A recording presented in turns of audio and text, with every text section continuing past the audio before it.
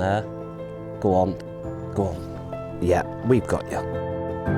We've got you. If you've only got a couple of hours to go fishing, there is nothing easier or cheaper than grabbing your method feeder rod, bag of pellets, a few different hook baits, when you can see them tailing on your bait whilst you're holding that line. There's nothing more exciting than this.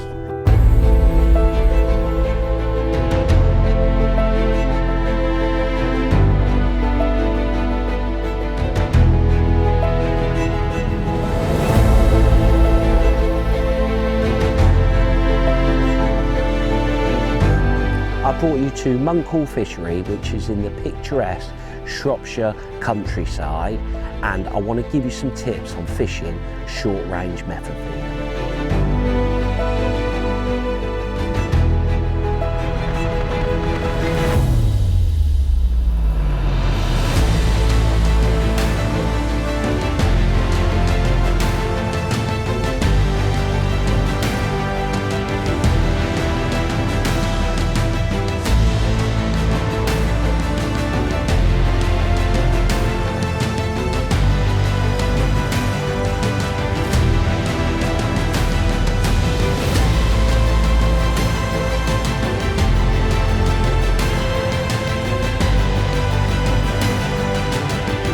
And I'm going to show you how to catch beautiful fish just like that. What a stunner.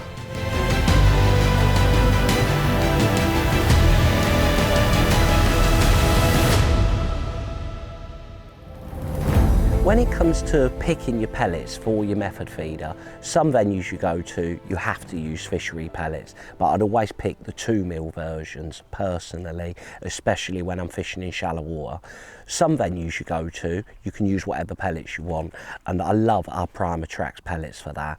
The biggest reason being is when they're in the water, they swell up, but they don't break down, and I'm sure the carp love eating those bigger swollen pellets. So here today, I can use whatever pellets I want, so I've picked our picturesque pellets.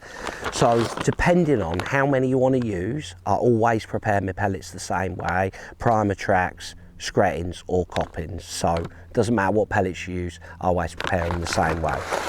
So maybe half a bait box full, and the reason I do them like this is quite simple. So I don't, soak them for 20 seconds, 30 seconds, a minute, 2 minutes. Everyone's got their own ways of doing it. I just chuck them in the water, stir them around, make sure they're all sinking, and then I immediately drain all of the water off. You could use a pellet strainer for this, but this is just the way that I've done it. It's the way that I've always done it. So I'm just going to drain the water off, just let it all come out. And these pellets are going to take sort of 15 to 20 minutes and they'll be absolutely perfect. Now, the reason I prepare them like this, and again, all pellets are the same for me, is you've got to look at your pellet almost like a sponge. So again, the same with your ground bait. It's only going to take on so much water and then it'll stop binding. Now, when we're fishing with a method feeder, that binding to me is so important. So by preparing them this way, I'm putting the least amount of water possible, give them sort of 15-20 minutes and they will bind really nicely. But what happens when you prepare them like this is they bind and then all of a sudden they lose that binding quality. When you're putting them in your mould and they're sort of crumbling off, then on our side tray, you'll see when I'm fishing, Blue Peter, here's some we've done earlier, they still bind, but you'll be able to see they're sort of crumbling off. And again, the reason why I only do little batches is because as I'm fishing, I just dunk my fingers in my water, put a splash on them and just stir them around in my bait box. But every single time you do this, almost if you can imagine it in sort of percentage terms, our initial pellets, say they're like 15% in terms of how much water they're actually going to take. When I do that, that's 20%. 25, 30, you might only be able to do it 4 or 5 times, and then what will happen is they start swelling and you squeeze them and they just open up. They just lose all of that binding quality. So if you was fishing with a pellet feeder or a hybrid feeder, you can have them nice and spongy because you've got the frame of the feeder to sort of protect the bait on cast. But when you're fishing with a method feeder, trust me, just do it like this and it'll never go wrong. Again, that's why I only ever do them in little batches. So once I'm getting a bit low on those pellets, I can just pour a few more, cover them with water, drain them off, leave them behind me on my side tray. By the time I've got down to my last little bit of pellets, those ones are going to be ready, and do them like that. What you don't want to do is end up with a 3-4 pint bait box fill up, because every time you dip your fingers, eventually you'll have pellets that won't bind around your mouth.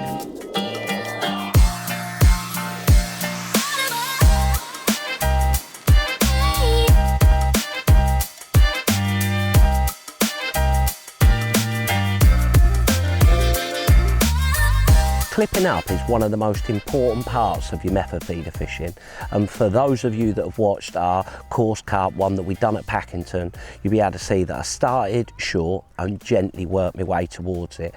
Now that was a lovely distance, just nice, easy to be able to cast your feeder. The one downside of short range casting, and it's definitely dependent on how you like casting. So me, I'm more of an overhead caster. So I'm going to talk you through my way, and then I'm going to talk you through another way, which you might find easier, maybe if the island was sort of 13, 14 metres away. But the further it is, the more overhead, the closer it is, the more sort of underarm. But the same principles apply. So starting, as in when you're fishing, just a little bit shorter. So I'm going to gently chuck it. You see, it's not that far, so I've only got to take out a little bit more line and just gently work my way towards the island. Always bearing in mind that when you're clipping up, your feeder weighs less because it's got no bait around it. So there, again, a little bit more line. And the reason I want to talk through each one is because depending on how you cast, you are going to have a different clip. So again, just get me eye in, nice drop, gentle chuck, hit me clip. For me, I'm sort of like, I don't know, maybe a foot away from the island. That's a lovely starting point, because I know then when I load my feeder up, it's going to weigh that little bit more, and you are going to get that tighter cast. Everything's going to be so much tighter to your rod tip once your feeder's loaded. Now, for me, if I was fishing here, I'm really happy to be able to cast, you know, a nice long drop, gentle lob. I like casting overhead. That's how I normally cast. Now, I'm not going to change my line clip, but what I'm going to do now is, you might see that some people sort of swing it out, and it does take a bit of practice, but when we do it like this, the feeder is going to land so much closer to the island. So imagine loading your feeder up. You're going to stand up now, because that's what's going to give you the reach. You can hold the feeder if you want, but if I was to sort of underarm it, I would let the feeder be loose. And what you don't want is it too long, so it catches the water as you're going to swing it.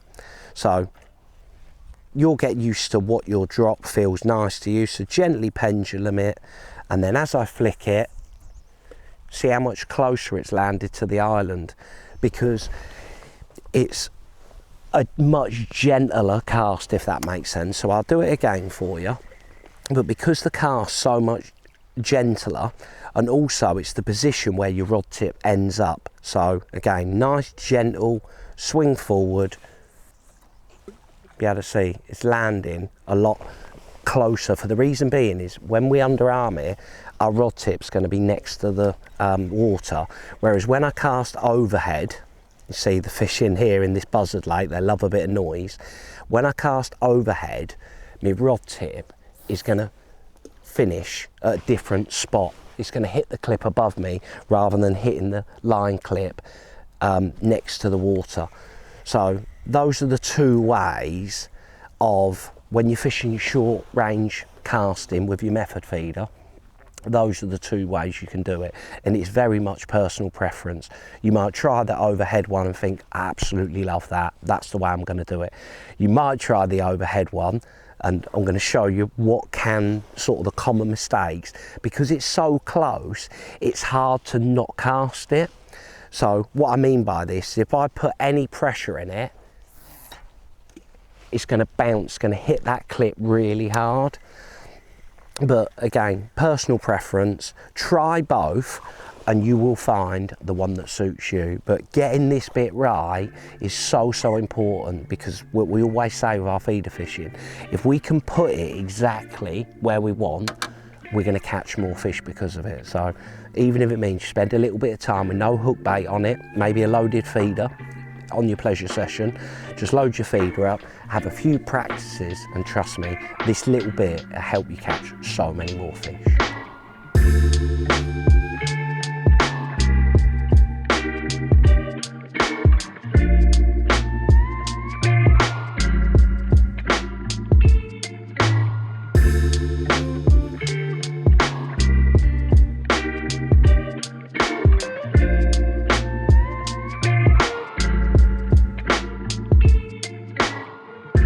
Before we actually start fishing, I want to talk you through my little routine of how I go about it, because when you go to venues like Monkhall, it's absolutely solid. This bit is so important. So, not got a hook length on yet, I'm just going to load my feeder up. We'll talk through hook lengths and hook baits in a minute, but this little routine is going to catch you so many more fish, because here the fish are on the bait within seconds. So again, referencing our method feeder video that we did with coarse carp, you'll be able to see that I had a stopwatch, my bait up feeder, because we've got to try and drag the fish in the peg. Those are the bits that you're going to need for that style of fishing, whereas here, no stopwatch. These fish are going to be on these pellets within seconds. So I'm going to talk you through my little routine. So give me a feeder, a squeeze. And the biggest thing, when you chuck in such a short distance, you want a nice long drop and a gentle cast forward.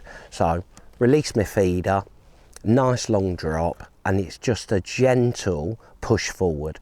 So gently behind me, gently push forward, lift the rod up, and then it's this point that I want to talk about. So what you'll notice is I've got my rod rest in front of me, but I've got no butt rest. And there's a good reason for this.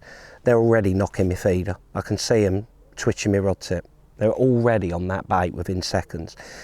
Now, the bit that I'm going to do when we're fishing, I want to talk about this now.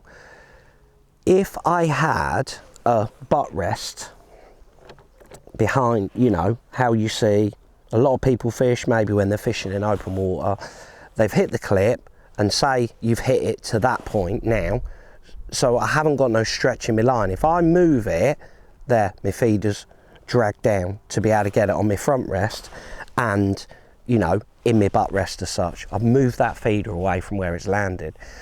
So you see them knocking the tip already. They're already on that feeder within seconds. So that's the last thing that I want to do. Because I'm little, what I do is I put my butt of my rod on the end of my seat box. Now, to stop it falling off, I actually use my butt rest, swing it around just to make sure that the rod can't fall off my seat box. And what that allows me to do is when we actually start fishing, I'm going to chuck out, hit the clip, hold the line to sink my line. One is to sink my line, but at times you'll feel it, that jag, and they're on that quick, and you pick up and they're on. If they're not, I can rest my rod down, but more importantly, I'm not dragging my feeder away. And I think we all want to see loads of fish get caught, but trust me, if you do this, you are going to catch so many more fish. So now we can actually start fishing. So I'll pop me hook length on. Again, every venue is unique in the fact of what hook baits, you know, the fish like, but me, I'm just personal preference. I love fishing with dead maggots. The reason being is I know my hook's always sharp, and I can change the size of my hook bait if I feel like, you know, I need to be a bit more patient, I'm waiting for a few bites, I put 5 or 6 maggots on. If I feel like sometimes the fish are in my peg, 1 maggot can be brilliant. Then the next bit is experimenting where you put your hook bait.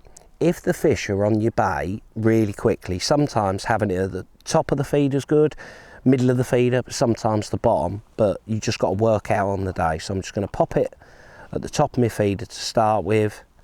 So with your pellets, unlike with your ground bait, you cannot squeeze them hard enough, so make sure you give them a good squeeze in your mould, pop it out, and then now I'm going to go through our little casting bit. So again, nice long drop, gently,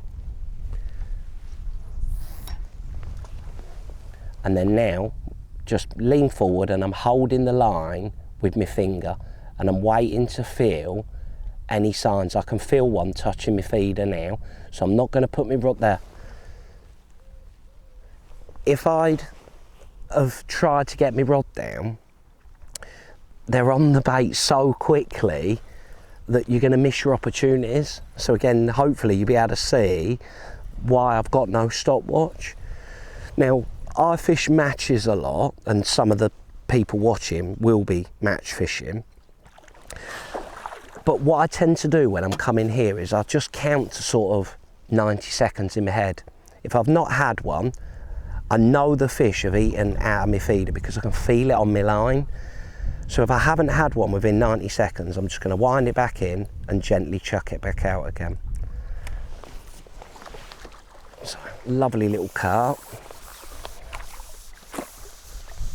Again, your next little bit, just lift him up, pop him in between your legs. I put the rod underneath my bum and then click my bail arm over just so I don't get any tangles. Lovely little carp. We can hold him up. And here, Monkhall is absolutely solid with these little fish, these little carp. Just going, pop him back in.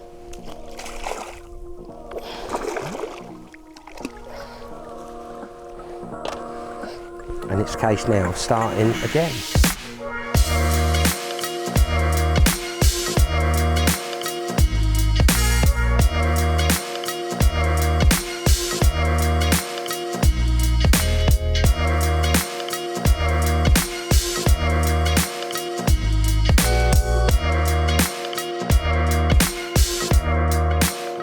So I'm going to bait up with 3 red maggots again. Just when I'm popping my maggots on, I always like to hook them through the thin end, just so that way I've got the most amount of hook points showing. I think with 3 maggots you could probably do 2 in the thin end, 1 in the thick end, but when you're starting to put sort of 5 or 6 maggots on the hook, that's when you definitely want them all through the thin end. So pop a few pellets in the bottom of my mould, not too many,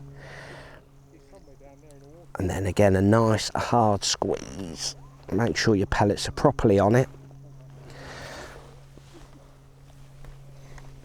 Again, nice gentle chuck forward. There's one in my peg, I just see that then.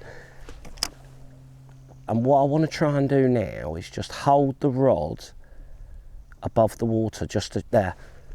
See how that time, see how it was like a little sign, and then you can feel it, it's a sensation on your finger, and it will take a little bit of getting used to, but this little routine that you go through, it will catch you so many more fish, because you see then, if I was trying to put that rod tip, the rod on my rod rest and then my butt rest, I probably would have missed that bite. They're on the bait so quickly, it's just something to go through, you know, in your mind when it comes to how many bites do you think you're going to get. So the one big difference with this is not having that nice fish, is not having that stopwatch to look down. So always be thinking in your mind, sort of 60-90 seconds. If you've not had a bite, then just wind in and chuck back out. One tip as well I'd like to give you, if you are missing a few bites or you feel like I'm not getting as many bites as I was, that I would say from my experience, the biggest thing is it's your pellets. They've dried out and they're coming off the feeder too quick. So another lovely carp hooked in the side of the mouth. Pop my hook out. Hold him up for us. Absolute stunner. They're Stunning, stunning fish in this lake. Look at that. Absolutely beautiful. Pop him back in, see if we can catch another one.